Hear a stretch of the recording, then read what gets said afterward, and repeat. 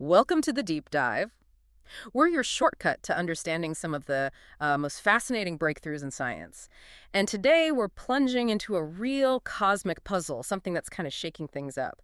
It's called Punctum. That's right. This is based on brand new observations from the ALMA telescope array, the Atacama Large Millimeter Submillimeter Array. It's all detailed in a paper that's just been accepted by astronomy and astrophysics.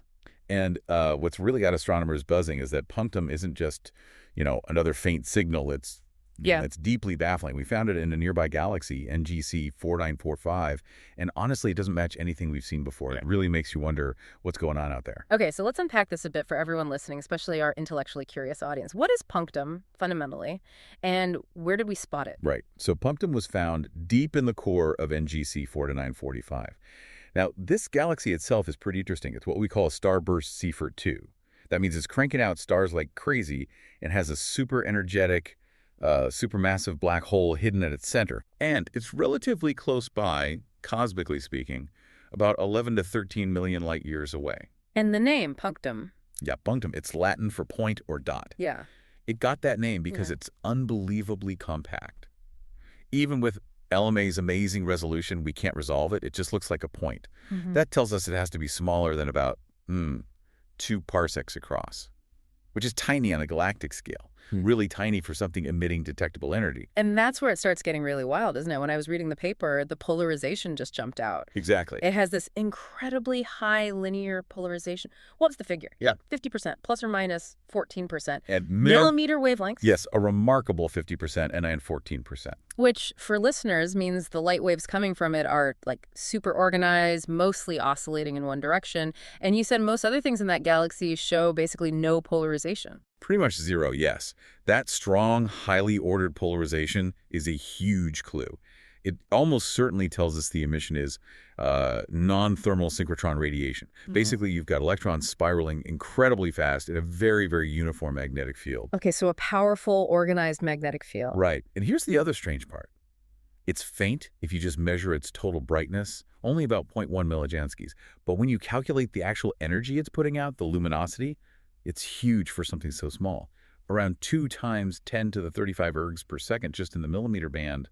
That's a lot of punch packed into a tiny volume. And it just keeps getting weirder. It's stable. Like, it doesn't flicker or fade. Incredibly stable. We've looked at data spanning weeks, even years.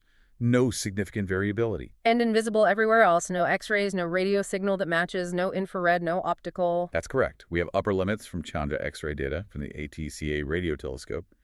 Nothing lining up. There's no obvious counterpart. So this spectral silence, is that as important as the polarization and brightness? Oh, absolutely. It's a critical piece of the puzzle. Yeah. We've tried to match punctum to, well, everything we know that emits synchrotron radiation. Things like accreting neutron stars, magnetars, remnants of supernovae, even those weird non-thermal filaments you see in our own galaxy. Nothing fits. So how bad is the mismatch when you compare them? Is it even close? Not really. Yeah. Take magnetars, they can have very high polarization, sure.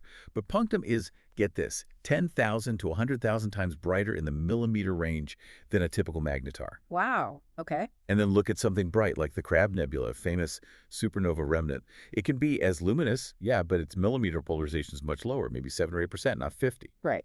And those non-thermal filaments, they can be highly polarized, but they're just way, way too faint, orders of magnitude too faint. So it's this unique combination, high brightness and high polarization, that just doesn't fit any known box. Precisely. The paper concludes it cannot currently be associated with any known class of astrophysical source. We're looking at a genuine celestial enigma. So punctum really throws a wrench into our current understanding, doesn't it? It absolutely does.